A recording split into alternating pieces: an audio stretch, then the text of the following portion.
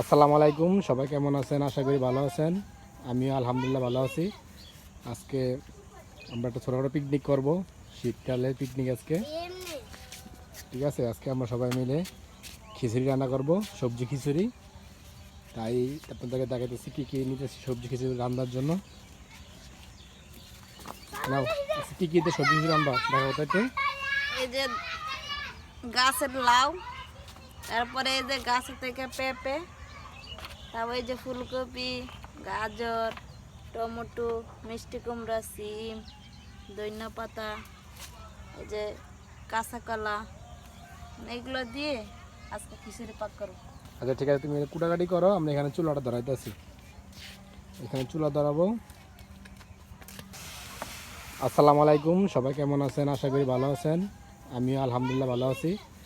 আজকে আমরা একটা ছোটোখাটো পিকনিক করব।